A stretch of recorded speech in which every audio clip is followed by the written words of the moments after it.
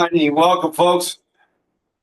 You know who I am, but I'll say it again: soothing Neanderthal or Forrest, whichever you'd like to choose. I tell people just don't call me late for dinner. That's it. Anyway, I'm here with my friend Brenda. Very profound experiences with yoga with her, because she was my friend that said, "Hey, reach out to this organization, see if they can help you with something." That was an organization that provided alternative therapies to combat vets. And then about a year or so after practicing my first class, where I didn't try to change anything in my life, just the yoga.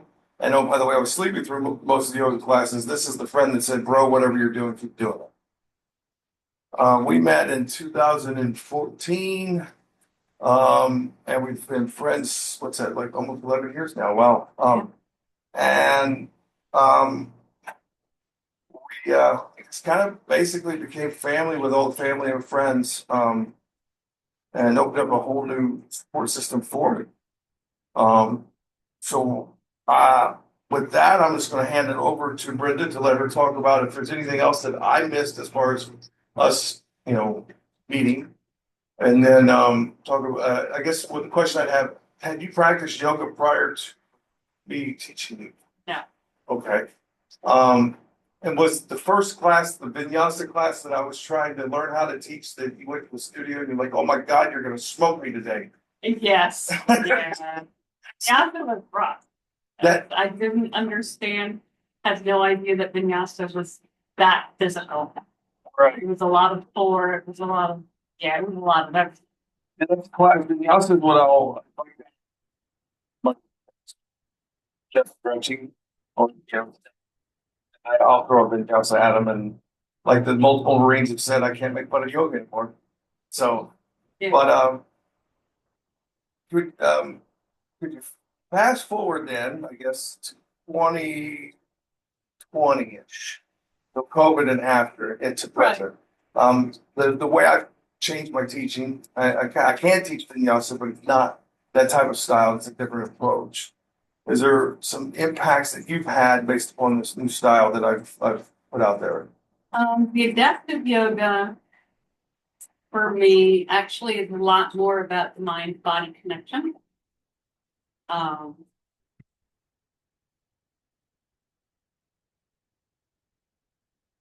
that we do, it is very slow, but it makes me stop my mind and think about what I'm doing and how these different movements are impacting my you know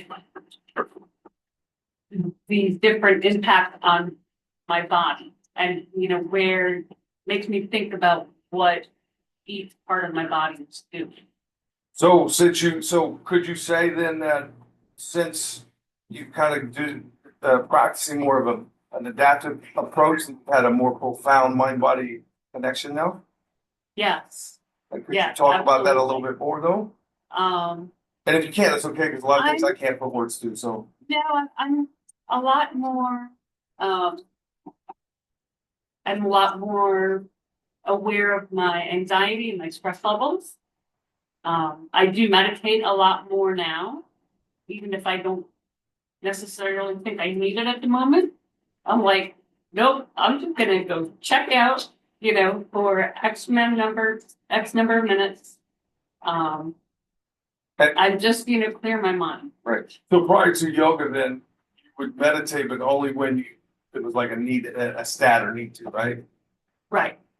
And so practicing it as an everyday practice, what does that allow? Can you talk about that? I think it's had a profound effect on my blood pressure. And it helps me deal with things that might have upset me, in a different life or different point in my life. Um, it just helps me deal with those issues a little bit more calm and rational. Right now, do you still do meditation like on a like shit is the fan? Oh, yeah, absolutely. Now, is there a difference with that? See a difference now, which would go to the stat now, and then like it's an emergency type thing. I don't as much a difference. I mean, I think probably with my age, I've just calmed down a lot more anyway, so it's not. Well, and I didn't want to wing or I kind of was a little vague, but like for me, what I've noticed that since I practice on a daily, that when the shit hits the fan, it doesn't take as long to Oh, calm me right. down. Yes, Okay. absolutely.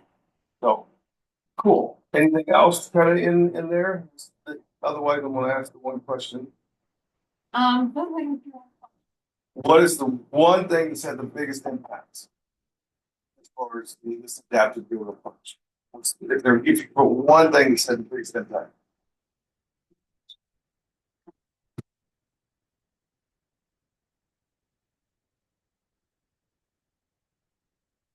that's what, um, it's the mindfulness. It's, and some salutations or whenever I'm feeling, out of sorts or I'm, stiff at work or whatever.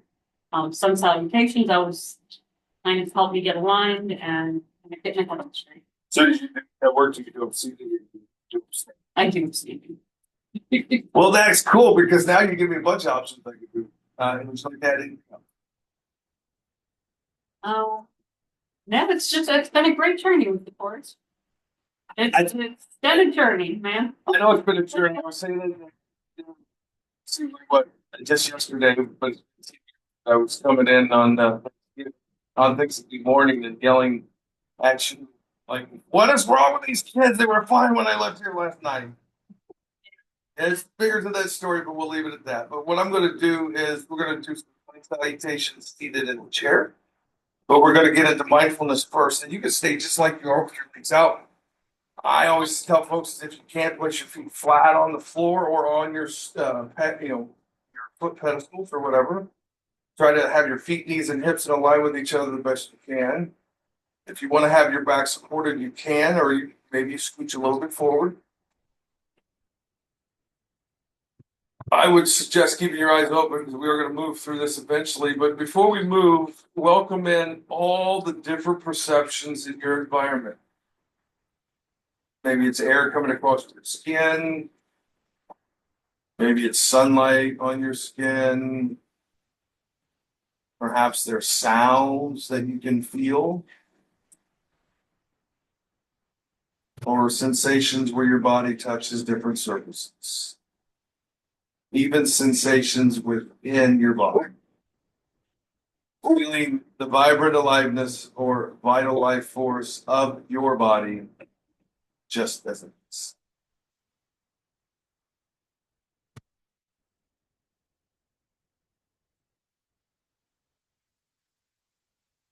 You can open your eyes if you want, or you can keep them closed. It's up to you. And on your next inhale, you can either reach one arm up or maybe both. And then exhale, bring your palms together, place them in your heart. Go ahead and do that a few more times, whether it's one or both. Inhale, reach up. And exhale, bring your energy back into your heart. One more time of your own. Up. Go ahead and leave your palms at your heart. Maybe you notice this feeling or sensations of your midline here. Maybe you bring your chin to your sternum and feel gratitude.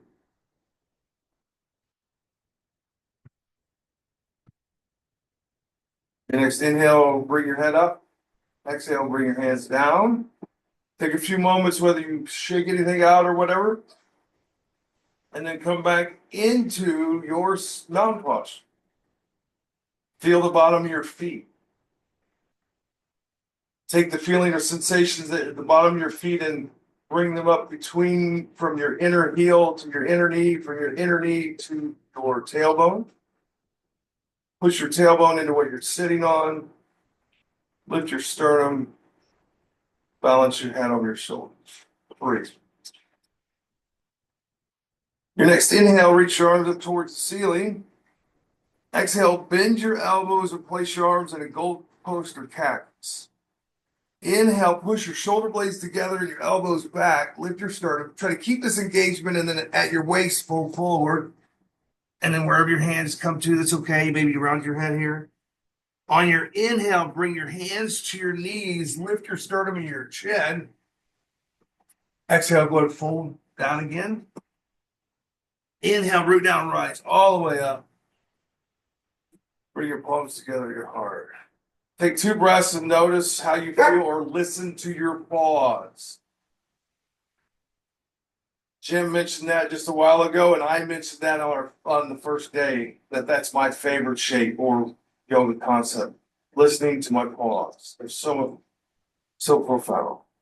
All right, one more. Inhale, reach your arms up towards the ceiling. Exhale, cactus arms. Inhale, push your sternum forward, your elbows back, shoulder blades together.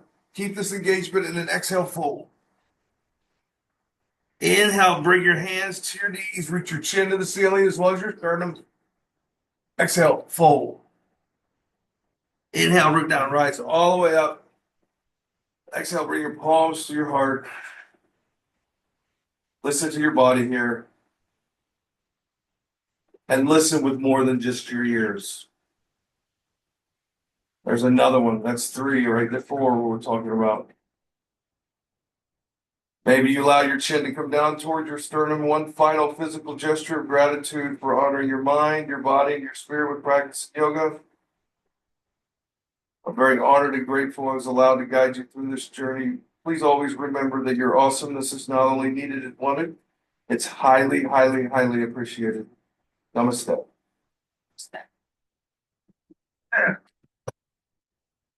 right. Cool. You guys are the best.